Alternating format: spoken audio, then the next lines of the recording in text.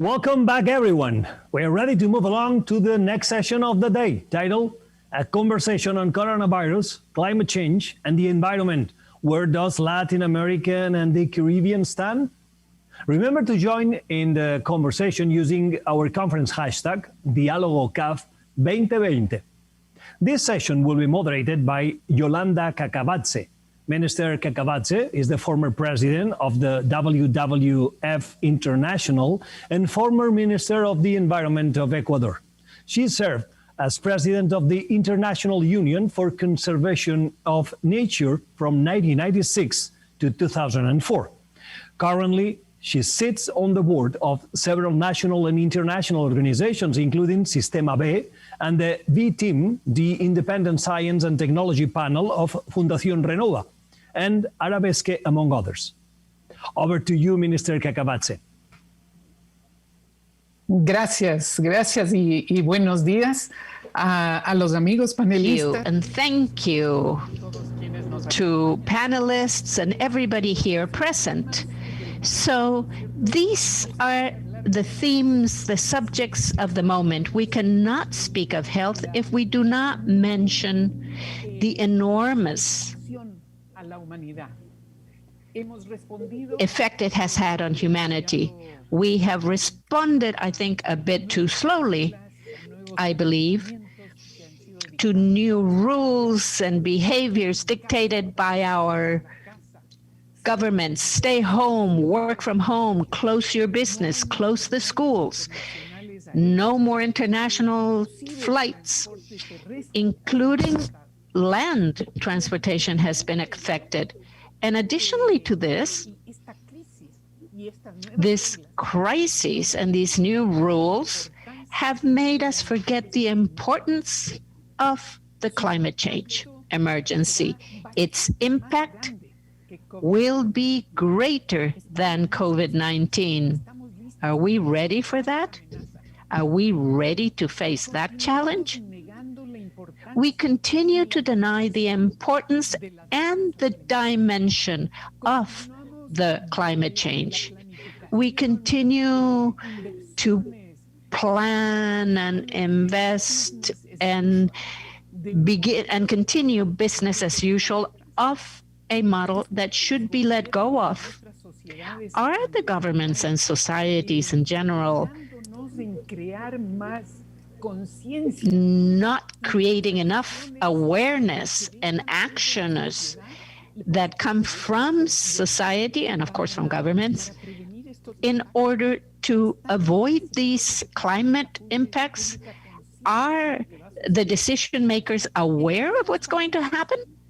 In some countries, the private sector has made a formal request to their government to make the environmental conditions more flexible, taking into account this health crisis that will be here for a while. We don't know 1, 2, or more years.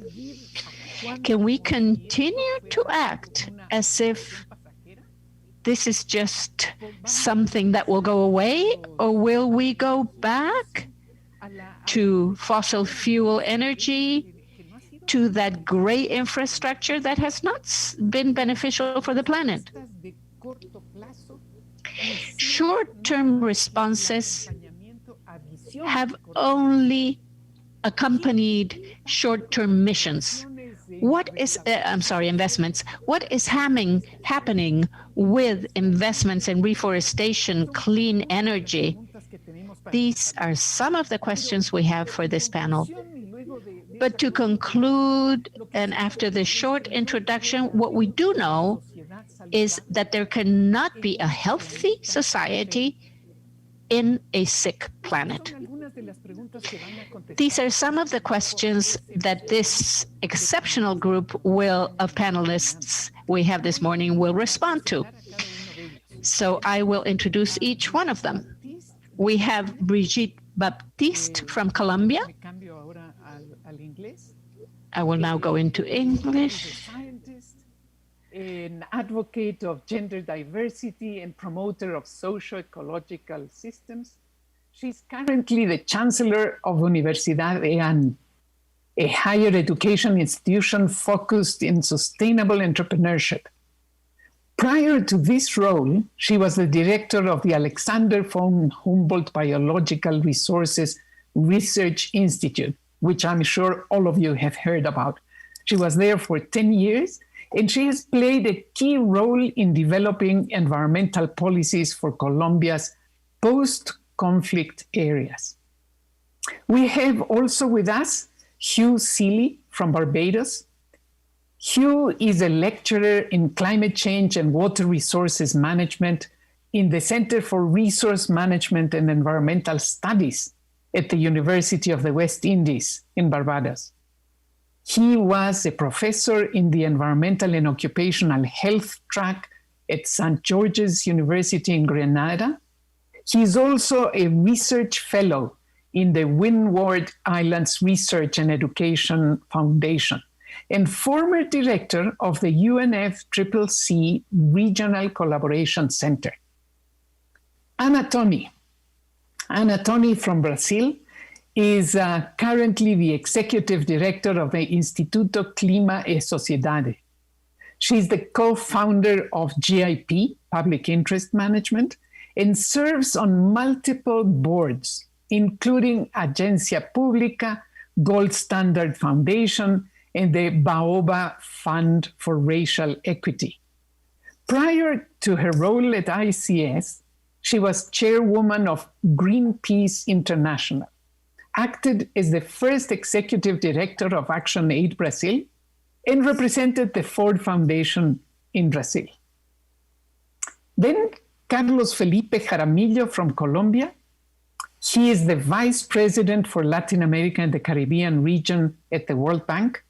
He was previously the World Bank Country Director for Kenya, Rwanda, Somalia, and Uganda, and was the Senior Director of the World Bank's group from Macroeconomics Trade and Investment Global Practice, MTI.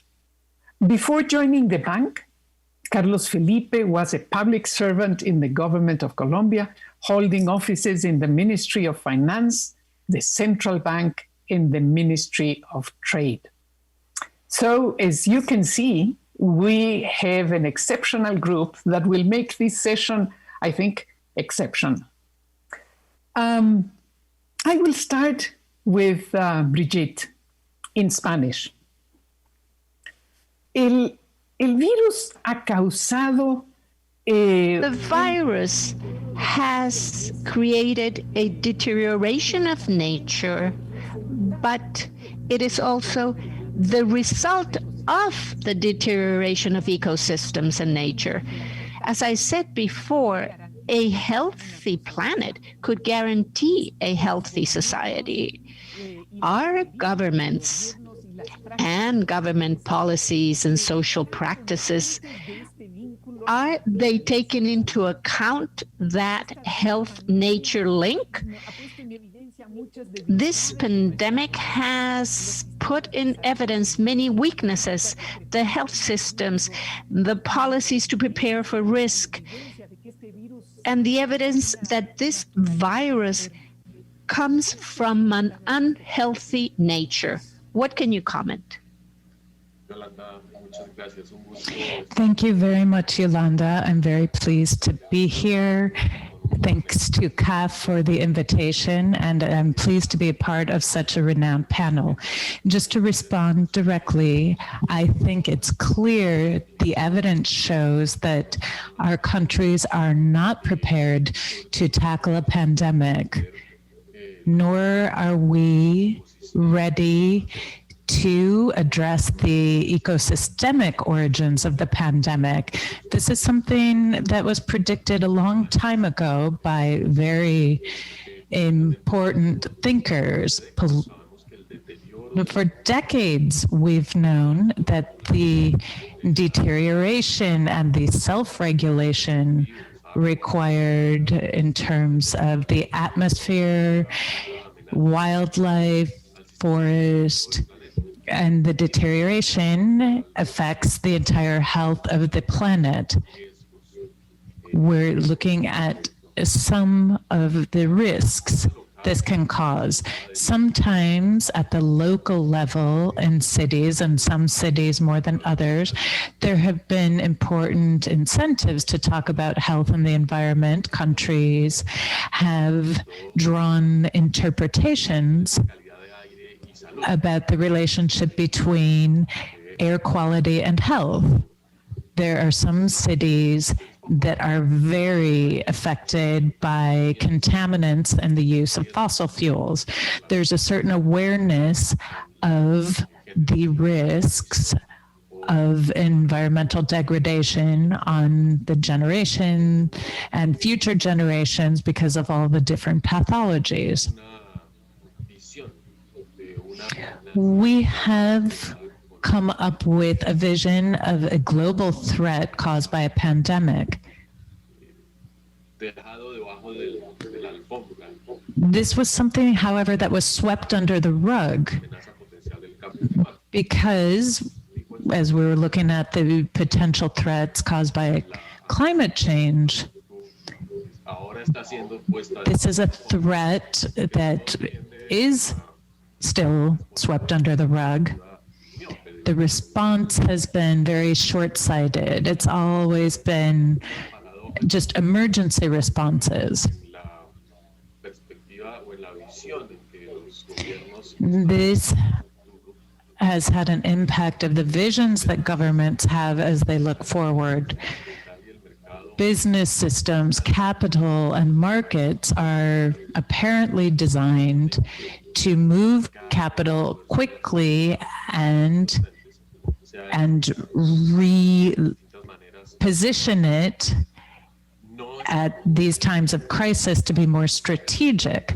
However, it's not going to where it's truly needed as something that can reduce vulnerability and that can lead to sustainability. We're reacting very slowly to that. It seems that the entire world is just waiting to the last minute. And with this, I'll wrap up my comments. When the pandemic started to spread in China and we started to hear it in the news, people were like, that's never going to get here. This is never going to become a global pandemic. But in just a matter of weeks, all countries were shutting down their borders. Cities declared lockdowns. There were many places that had never expected anything like this to happen.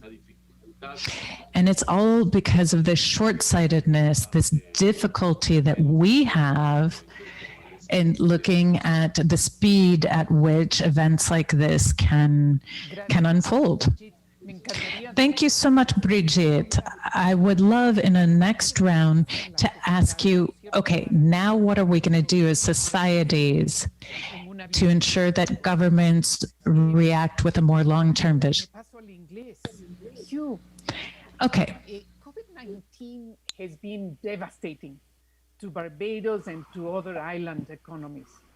The Caribbean islands have depended on tourism, and it has almost disappeared. Going back to business as usual is not an option, Hugh. So what are the options for the Caribbean islands as from now, when we come out of this crisis that we are in at the moment? Hugh. Thank you, Yolanda, and thank you for inviting me to the CAF's annual conference and to be on such a panel. Yolanda, I want to respond to your question, but I also wanted to respond to something that Brigitte said at the very end of her first intervention, which was, and I paraphrase, that the entire world seems to be waiting until the last minute when it comes to climate change. And I can't agree more. And that's why this pandemic in 2020 has been so unfortunate, because it has postponed the climate change agenda, at least at the UNFCCC level, for at least a year. And it's in this year that we're supposed to be making our nationally determined contributions and showing how aggressive we're going to be in terms of reducing our emissions. To come back to your question as to what will small islands like Barbados do in this situation? Our Prime Minister is about to give a new throne speech on September the 15th, and she's prorogued the Parliament. I think the pandemic has made us realize that we have to rethink our entire economic strategy, which, as you have just pointed out, is heavily tourism dependent. We are one of the most tourism dependent economies in the world. And the pandemic has meant that we have totally lost that revenue, or almost totally lost that revenue. Or hotels are at about 5 to 15% occupancy. And unfortunately, Yolanda, as we try to open back up the tourism economy and we allow international flights to come into the island, even with the most rigorous health protocols that we're trying to put into place, we are seeing COVID cases coming in on the flights into the island. We're having to quarantine, isolate, etc. And we're having to revise our protocols almost every 2 weeks. So it will not be an easy recovery for us from this. And what the pandemic has done, it has shone a light on our systemic deficiencies in our economy anyway, and our vulnerabilities to climate change. I'll give you one example: food security. We found with the pandemic that the international supply chains had become vulnerable. And we were facing a situation where our supermarkets may not be able to stock the goods that we normally use. And I found it amazing that the rapid return and the resilience of our people by the rapid return to the land and to bring previously idle lands back into agriculture quickly and to start to produce local crops, things like sweet potatoes, which are actually more nutritious than the English potato that we import. So that would be a long-term health benefit if we kept up with that. But if I get to my point, if you grow more crops, you need more water for irrigation. And we are a water-scarce country, and climate change is exacerbating that. So it threw a highlight on a systemic deficiency like freshwater resources that a small island like Barbados faces. We will press ahead with the things that we think will be required to make systemic or strategic changes in our economy. One is our energy sector. We intend to be fossil fuel free by 2030. And that's a huge task that we will be taking on. And Yolanda, it's not only our response or moral obligation in terms of what we have to do towards climate change. For us in Barbados, it's an economic decision as well, because we are replacing the importation of fossil fuels with the use of indigenous renewable resources. And therefore, we intend to spend over $1 billion Barbados dollars or over 500 million US dollars over the next few years to transform our electricity sector in particular. But that will pay back in less than 5 years in terms of the savings on imported fuels. One last quick comment in terms of resilience, and I want to highlight what we're calling the Rooster Initiative that we're pushing. And this is, you may have heard of Ridge to Reef before, which is an integrated approach to watershed management and coastal zone management. We've put a twist on that, and we call it Rooster Reefs because it's people-centered in the sense that we want to be independent of the electricity grid. If we lose the electricity grid, we'll do rainwater harvesting, etc., so that we will be able to be independent of the freshwater resources. And our reefs, Yolanda, you mentioned nature. It is absolutely clear to us that our reefs are our greatest physical economic asset. And everything we do on land must be to protect those reefs. I'll stop there. Thank you, Hugh. From what you say, I see light at the end of the tunnel. There is definitely a set of opportunities that we have for the future, and we'll talk a bit more about that later on. Anna, the buzzword of today is bioeconomy.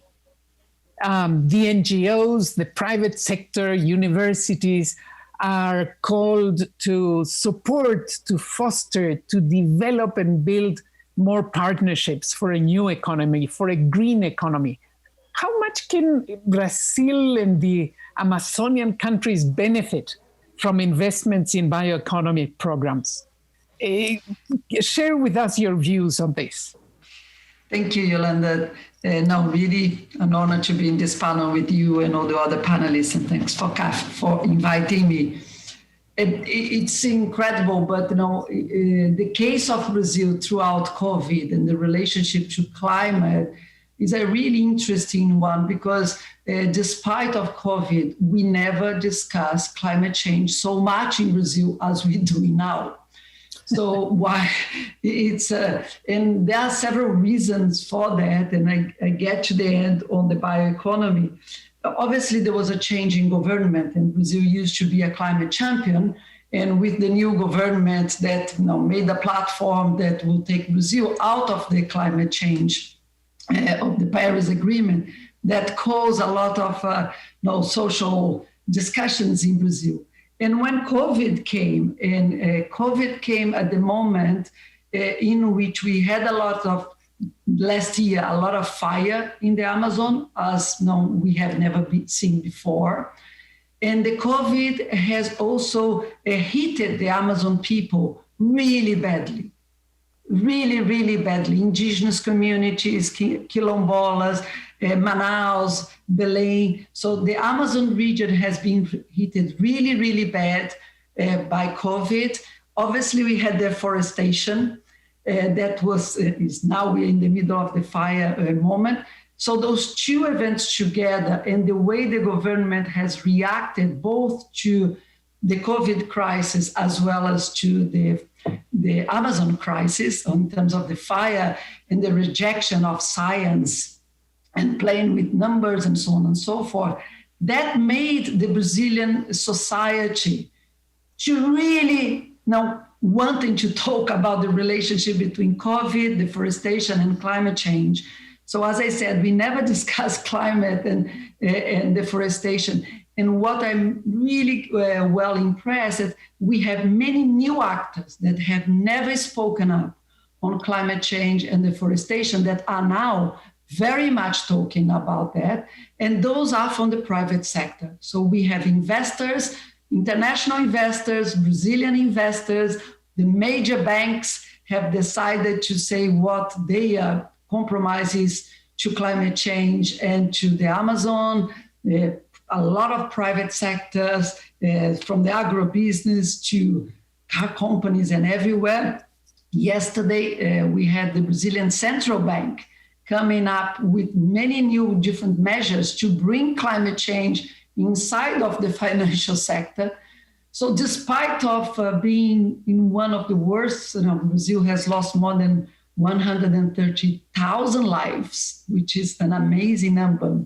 We lost so many lives, and it's so a big tragedy.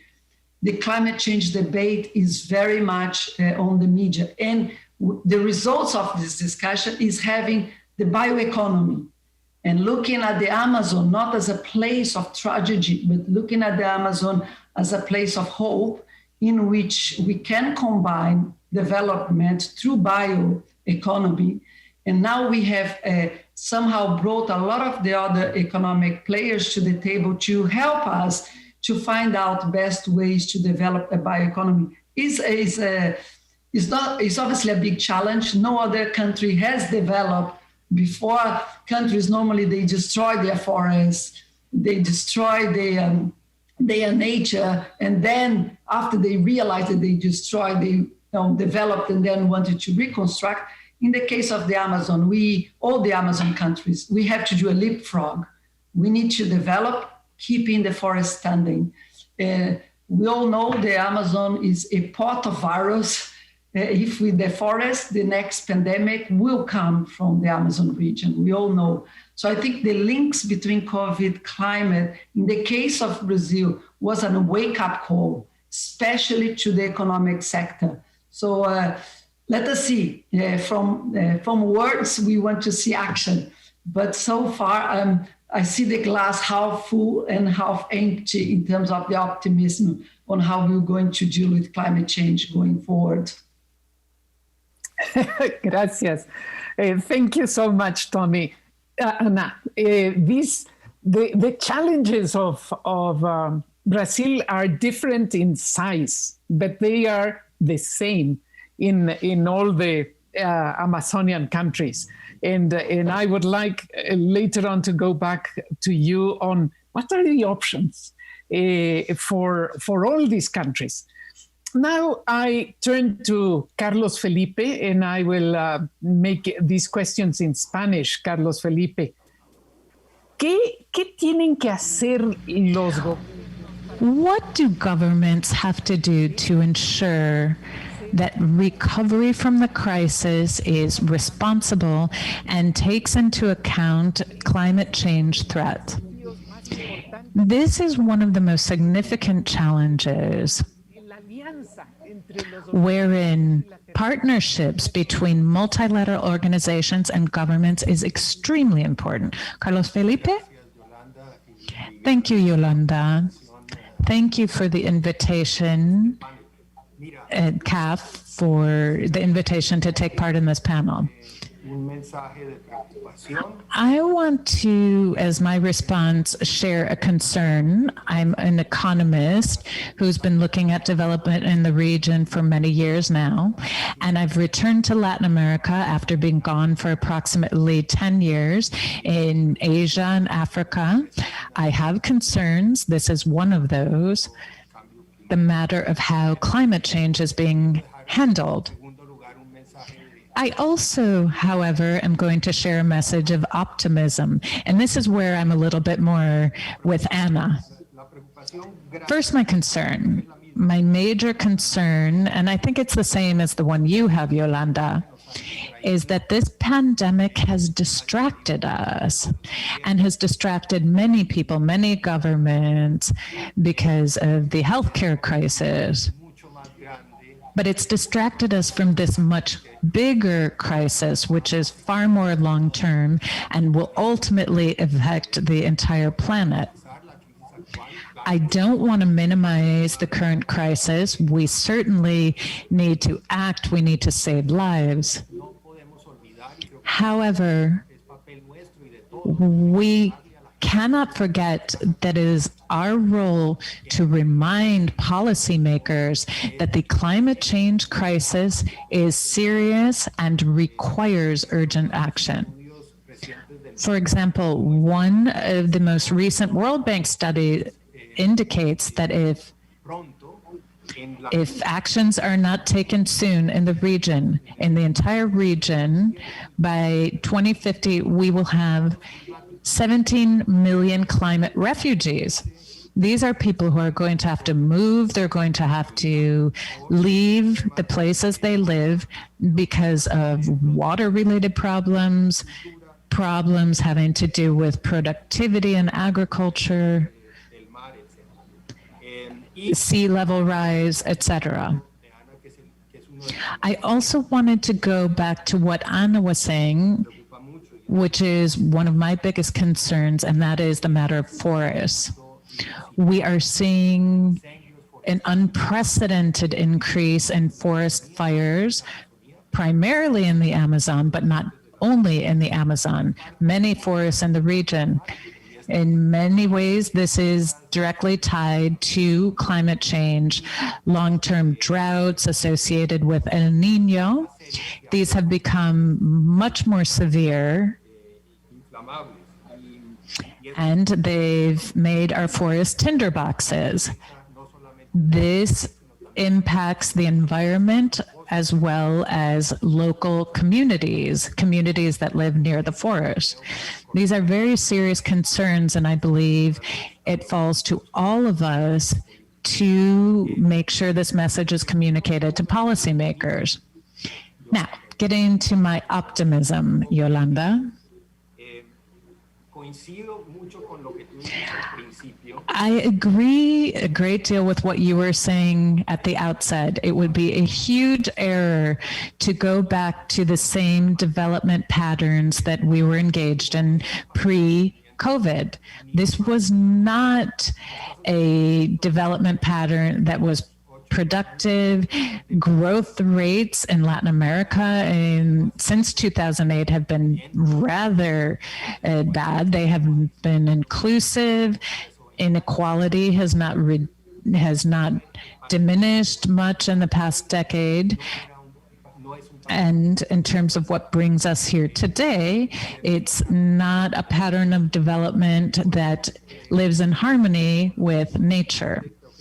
Therefore, I think I agree with what you said and what Hugh said about Barbados. We have to rethink everything. We have to completely overhaul the way we look at growth in our economies, not just economies that are tourism based, which have been highly impacted and hit by the current situation. I think that all economies in Latin America need to make the most of this moment to rethink the future. We cannot go back to business as usual. I'm seeing some positive signs in a number of countries. Like what Anna said. Anna said something that I didn't know, but I really liked this development that the central bank has come up with some components for green development. Carlos, maybe we can go to your examples in the next round. Okay, sure, no problem. I'll leave that for the next round. Thank you, Carlos. Brigitte, protected areas. How can we ensure that protected areas and generally speaking nature are increasingly recognized as important issues in our country's development programs? Now it seems like, oh, it's just the whim of the environmentalists, but they're not giving the weight to nature and protected areas as the basis for long-term development. So, in your opinion, what are the three most urgent tasks ahead of us to ensure that nature is considered something valuable? Brigitte? Well, I wanted to start off by referring back to what Hugh was saying about the transformation of island life. I thought this was an important image about environmental and ecological safety and security that we've been discussing for some time now, and that are important in those territories and for the society. Islands understand very well what the limits of development are, as well as opportunities to grow in synergy or to move towards more sustainable societies with different models of trade. We can't allow islands to be submerged. They need to be able to develop based on local resources and technology that is tailor-made to address their needs. Because if not, it's the planet not being in solidarity with these islands. So this is important for islands and for all regions. It's the parameter of environmental security which goes hand in hand with protected areas. Conservation is the backbone, as we've already said, about ecological functioning and ecosystem services, and these are important for well-being. What we haven't done thus far is understand properly the role of protected areas in long-term planning. I think, therefore, it's important to look at how local protected areas or at smaller scales are being better managed. For example, at the level of cities and municipalities that are close by. These protected areas have been identified by the populace as providers of many services and a great deal of safety and security. These are important spaces for mental health, for physical health. Ethically speaking as well, there has been a slow move to take ownership of this, looking at regulation, looking at agricultural pests. All of these are associated more and more with the operation and functioning of protected areas. Nevertheless, this is something that has not been included in education agendas, maybe in schools of natural sciences or some land planning institutions. There's very little ecological focus. When people talk about national parks, they think of a place for recreation. This is something, but 50 years later, it's something that they laughed at a lot. There is still no concept of protected areas. When they look at, 4 million hectares in the Amazon, or a reserve a reserve in the savannas, and they think, oh, we have to make use of them. And we say, no, we're making use of them by protecting them. Thanks to that, the climate hasn't completely collapsed yet. It's very important to have this ecological vision. And since Carlos Felipe is here and has ties to the tax sector, some recognition of the economic accounts of countries, this is something key. It's not just you have little patches of green on the map. These truly provide financial security. It's almost like an insurance policy for countries and how they're going to be able to overcome the crisis. Protected areas need to be at the heart of discussions on development and developed models, of course, with lots of participation. The cost of managing protected areas, and looking at budgets, we've seen budgets being cut severely. I think that's happened throughout Latin America.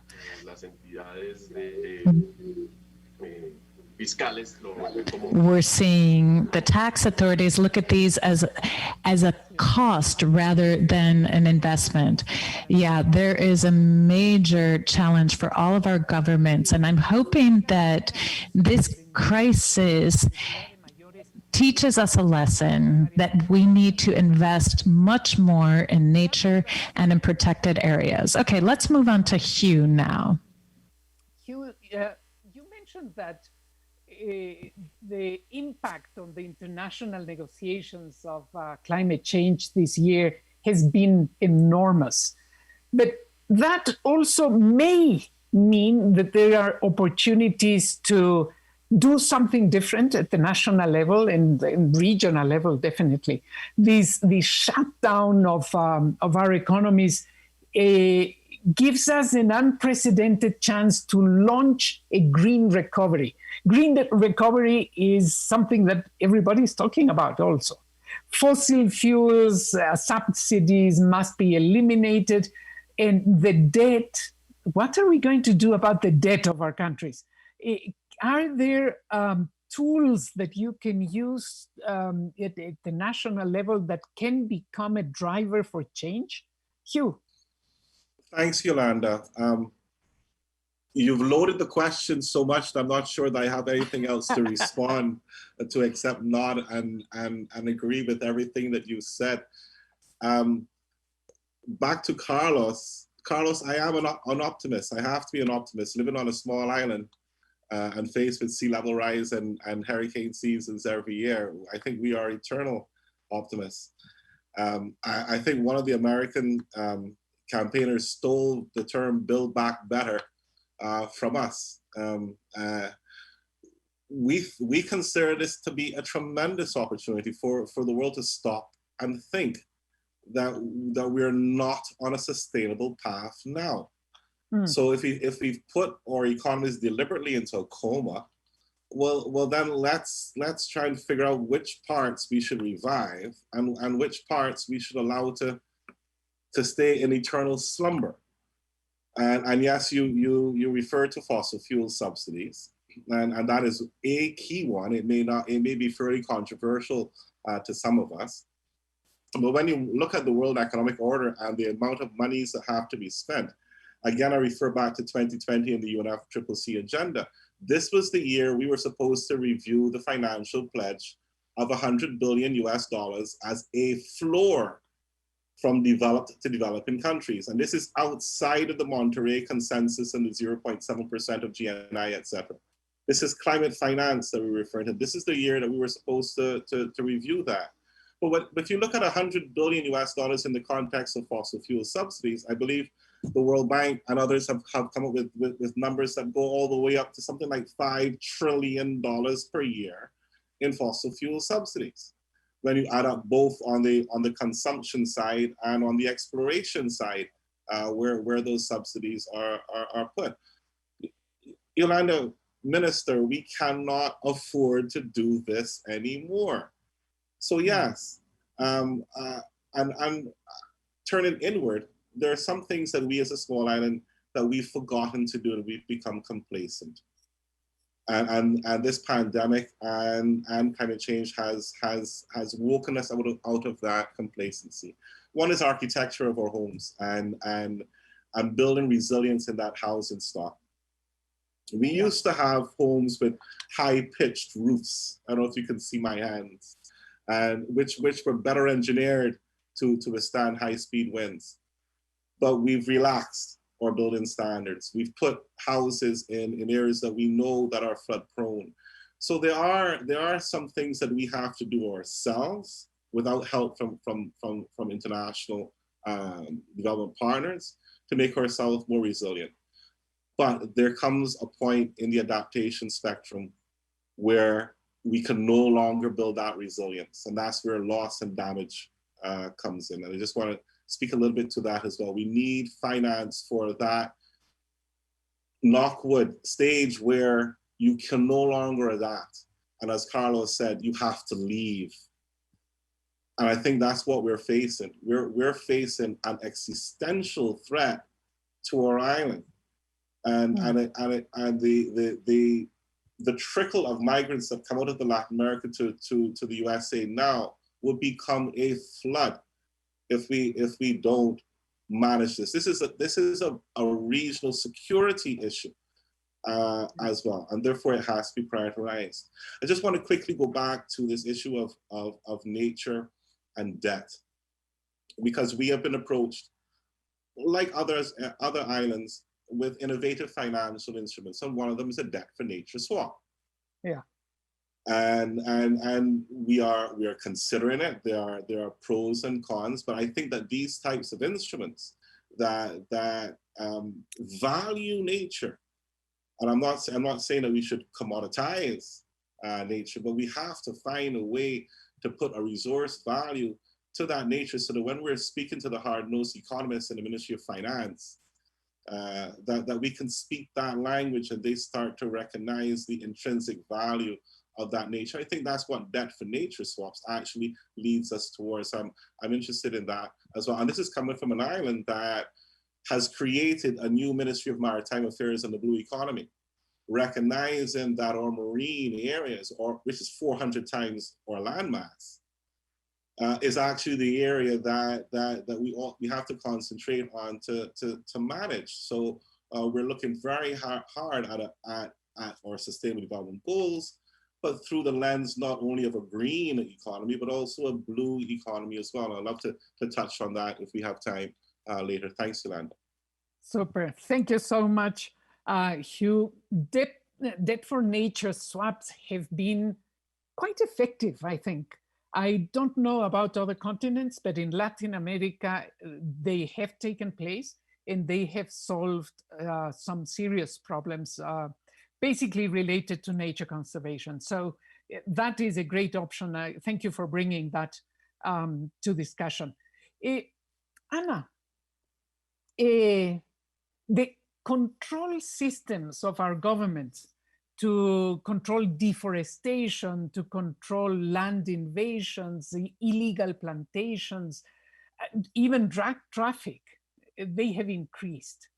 But also the market and the need for commodities. Are they still a big driver of deforestation in this time of a health crisis? Anna? Obviously, now I have to show you my pessimistic side because of your question. We all have that as well. I mean, if we look at this year in 2020, probably Brazil will end the year with a deforestation rate of around 13,000 square kilometers. That's an amazing number. You can put countries and countries inside of just what is being deforested. Our law in Brazil, a law of 2009, predicted or had as a goal that we will get to 2020 with a 4 kilometers or 3,935 kilometers of deforestation. So we are really beyond our own law, which shows to you, yes, command and control is fundamental, but it is not enough. Because as you said, how in a region like the Brazilian Amazon, which is huge, how can you control a lot of the illegalities that are happening? It's not an easy task. We all recognize the importance of command and control, but it's not an easy task. Obviously, why deforestation is going up so quickly is because the institutions that we had, like IBAMA, ICMBio, they have been, in the last 2 years, really been diminished, both in terms of people, in terms of budget. We have an environment in Brazil in which we almost allowing people to commit illegalities in the Amazon because people no longer feel they will be punished by it. You have signals, political signals, that allow people to do illegality. So yes, as you said, Yolanda, illegality have gone up, but illegality have gone up in one hand, and I would say mainly because of some extremely wrong political signs for the people that are committing illegality.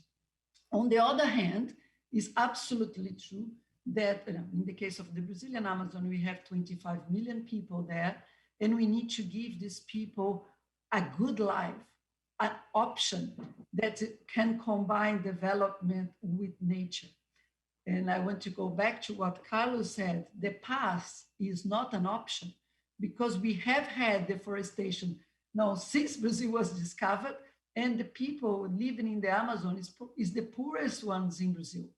So deforestation has not helped local people to be better off. So we need to find ways to do that in a more clever way. And then in dialogue to what Brigitte said, protected areas is fundamental. In the case of Brazil, we looked at protected areas not like just as sanctuaries and ecological places, but protected areas together with production. We needed to look at both sides. And protected areas and indigenous lands, as you know, we have many indigenous lands, they are really the backbone of a future bioeconomy. Yeah. Since they are really the depository of the biodiversity and the richness that we have. And then we have to look at the people, because the people, the indigenous people, the traditional people that are living in the Amazon, they really hold the knowledge to that biodiversity.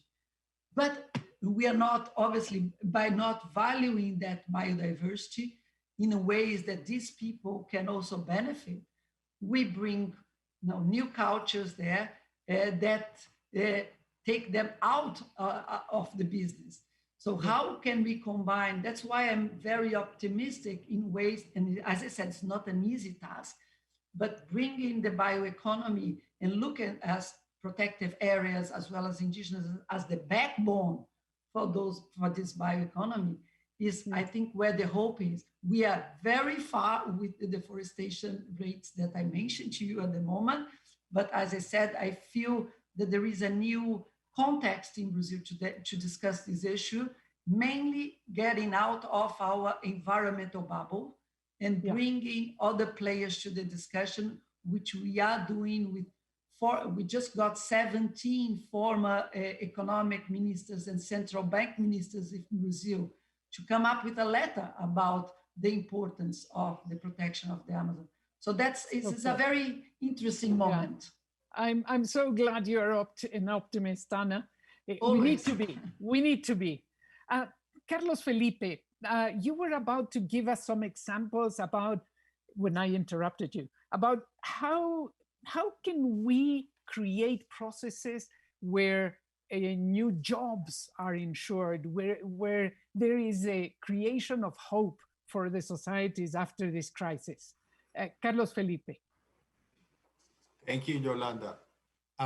Okay, so let me be an optimist and give you some examples quickly, but cautious optimism. I think we cannot think that suddenly things are going to get fixed. I think there's still a lot of work to do, and we have a lot of work in raising awareness and ensuring that these things actually get implemented. But I've been very encouraged, number one, by the plans that have been announced just in the last few weeks by a few countries.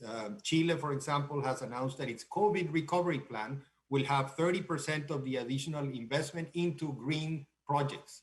This is very good. I think this whole idea of ensuring that the COVID recovery phase, which should start, I hope, very soon and over the next year or two, is filled with climate-friendly investments, green investments, so that we don't go back to the status quo. I think we all agree on that.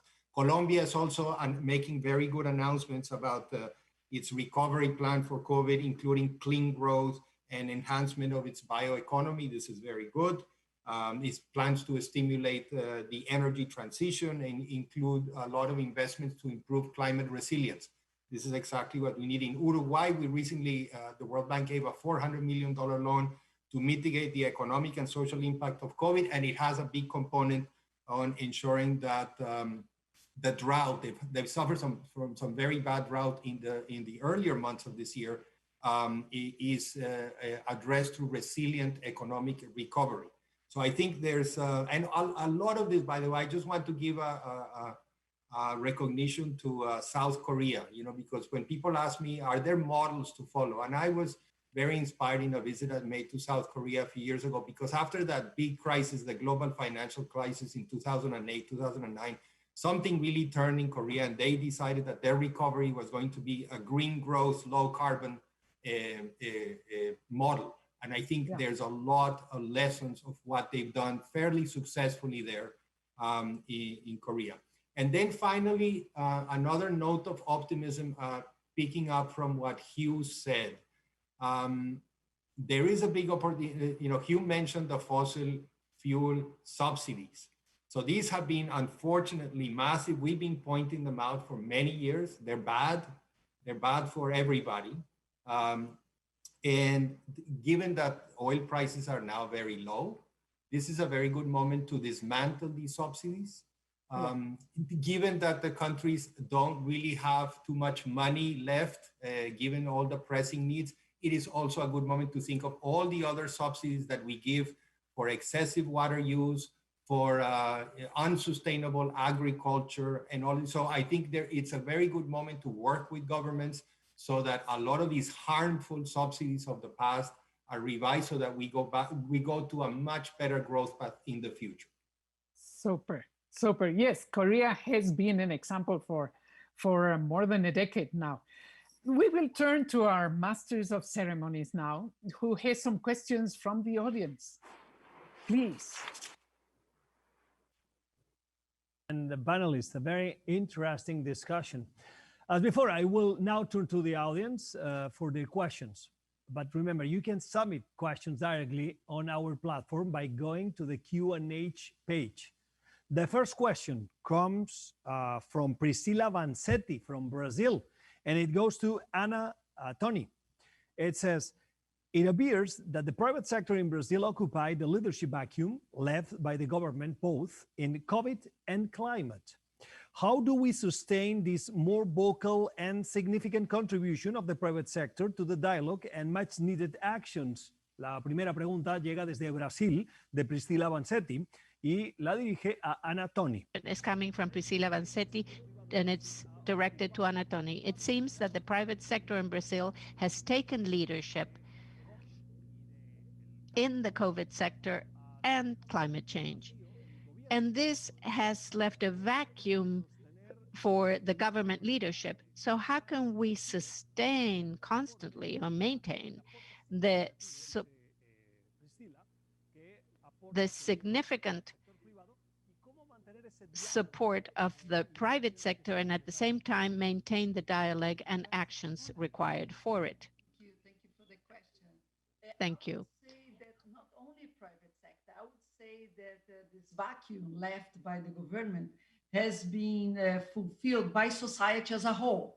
And I think, yes, the voice of the private sector, we we talked about the private sector, the investors, but in terms of COVID, for example, it was local organizations, Afro-Brazilian organizations working in shanty towns in Brazil, was the indigenous community that really helped when the government was not there. We can see the media has a big play. And so I think, yes, when the government is not doing as much as we want, we need is society that will push governments to do. We cannot do without governments. We need governments. But I think the climate crisis, it needs a social pact, a society pact. And private sector and investors are now in the debate. That's great. But the rest of society is also, and we needed to have really not dependent just in one government. We learned that. I think many countries learned that we cannot depend on governments come and go. What society needs is to show the direction. That's right. Thank you, Ana. More questions? Oh, yeah, a lot. Second question from Sonia Laborde. She says, which are the environmental educative programs developed by the ministers of education of our nations in Latin America since COVID-19?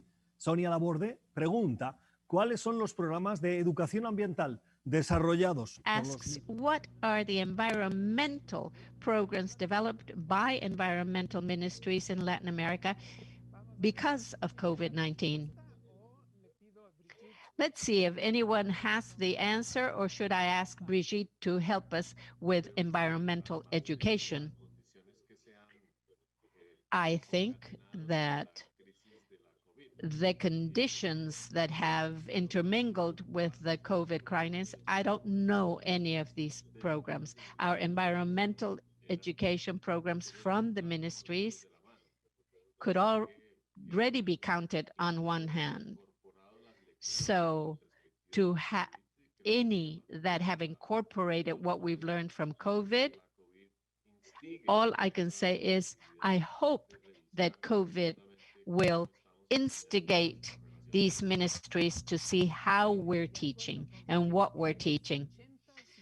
Yes, I agree with Brigitte. In the 80s and maybe part of the 90s, environmental education was strong for the multilateral institutions, but after the 90s, it stopped being a matter of interest. And these are social programs in the end, apart from environmental. Any more questions? This one affects several nations of Latin America. ¿Cómo atender a las poblaciones nativas e indígenas en la recuperación del ecoturismo? How to take care of the native populations and tourism with climate change in protected areas. José Luis indigenous communities in the ecotourism sector, which is critical for them, and help those communities in order to face the challenges of the climate change that the region and the world is facing, particularly in those protected natural areas. Carlos Felipe, you mentioned tourism and ecotourism. Do you have an answer for that? Thank you, Yolanda. Well, I would be also looking Gracias, for... Yolanda. Yo también estaría buscando respuestas a esto. Me preocupa mucho, como mencionó Hugh, lo que se ha creado, el desafío y reto que se ha creado, no solo para el ecoturismo, pero para todo el turismo, porque a veces existe la creencia de que esto va a volver así rápidamente a donde se encontraba anteriormente. Y yo creo que aquí van a haber consecuencias permanentes a largo plazo para todas las actividades relacionadas al turismo. Todo lo que puedo decir hasta el momento es que aquellas comunidades indígenas que tienen que ver con el ecoturismo requieren ayuda especial porque ellos están siendo afectados por un fenómeno del cual ellos no han sido responsables y que afecta su diario vivir y tienen que poder soportarlo. Eso es todo lo que tengo que decir. Yolanda, can I Necesitan jump in ayuda. on this one? Estupendo, Hugh. Although we don't have, thanks, Yolanda, for allowing me to come in on this question. Although we don't have, in the typical sense, an indigenous population as Brazil would have, I found it interesting when we started to look at marine protected areas, and we do already have quite a bit of our marine areas protected, and the tension or the potential tension that caused with our fisher folk. So you're trying to protect an area, but you have to educate the users and the stakeholders in that area as to how it would benefit them. And some of us have short-term or very focused views on will it affect my ability to take a catch. But if you're looking at a depleted fisheries resource and the fishermen are catching more and more juvenile fish and fish that they should not be catching, then how do we set up that protected area, recognizing that in the medium term and in the longer term, the fishermen will benefit from that protected area as well. And I found that element of environmental education is required for our fisher folk.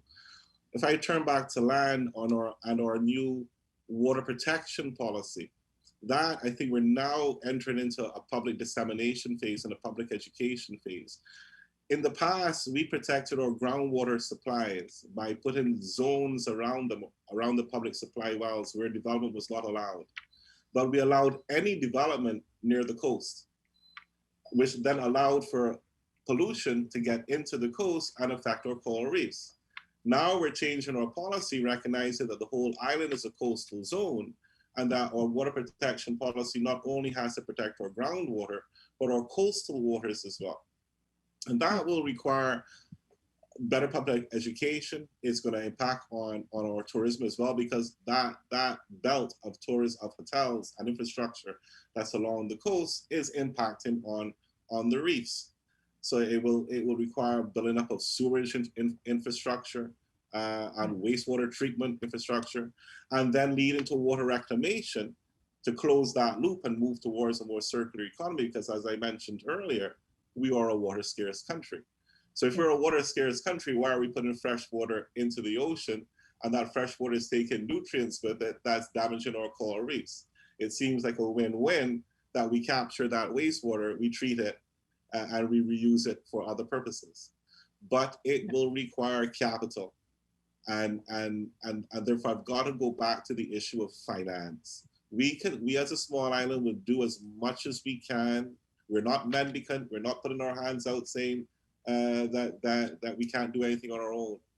But we will require assistance over and beyond the fossil fuel subsidies. I think it was the Prime Minister St. Lucia that said recently, we need a Marshall Plan for small islands, including middle-income countries and middle-income small islands, to get us out of this pandemic, to make us recover, and to make us face the bigger wave that's coming now, which we're already in, which is climate change. Yeah, Thanks. absolutely. Anna, you wanted to make a comment on this question? No? Okay.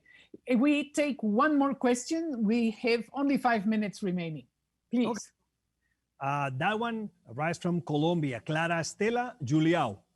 Dice, sería interesante revisar el tema del cumplimiento por empresas y gobiernos. Yes, it would be interesting to study compliance by governments and companies regarding greening. Speaking of Bogota in Colombia, their projects for housing and infrastructure, how to demand for people to comply for that. It would be interesting to review the norms that guarantee the what's so-called the lungs of the cities. So the green areas within the cities. In the particular case of Bogota, the capital of Colombia, there are many projects of buildings and infrastructures that include those criteria. How do we make sure that the constructors follow those rules and the rules are respected? Yo creo que esa pregunta es para Brigitte.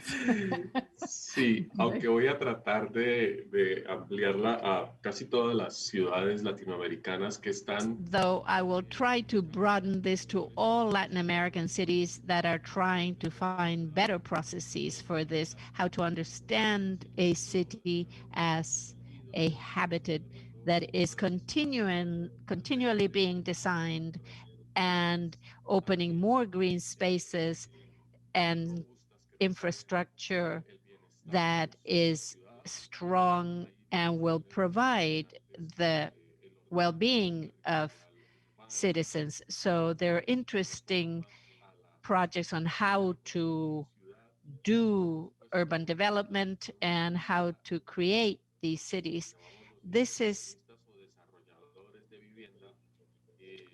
between those who develop housing and urban planners and civil society, there has to be a connection, because to reach agreements that are always more concerted towards the type of building that we want. And these environmental policies and mayor's office will have to also have an input, but it has to be, and here in COVID, we should demand more open green space for the citizens and biodiversity, spaces that will also help mental health of children and human beings.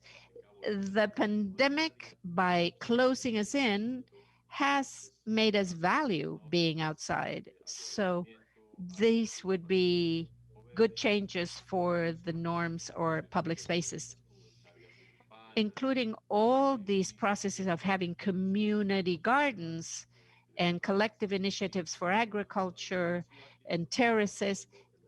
In other words, new modalities, new ways of designing or urban planning. Yes, of course, and especially in a continent which is the most urbanized one in the planet. Anna, do you have something else to say? Yes. And putting more green areas. And the other side is controlling pollution from cars, from industry that are happening inside of the cities. I don't know how it's in other countries, but in Brazil, there is a big movement against air pollution and the relationship to health yet again. So we can see how much money do we spend with the kids and adults with problems related to pollutions in the cities. So we do need laws to determine the limit of pollution that cars, buses, trucks, how they enter into the city, what time they enter into the cities. There's only a handful of cities in Brazil that measure air pollution in the cities. Most of the cities do not even measure air pollution. So we needed them to measure, we need laws for them to target, and we need to change the standards of cars and buses and trucks in the city to get less polluted cities. That's right. I want to thank Anna, Hugh, Brigitte, and Carlos Felipe. Unfortunately, we are prisoners of time. But if I can summarize in one sentence, the value of this panel and this conversation is, when we talk about nature, we talk about security. We talk about health security, food security, water security, energy security, and much more.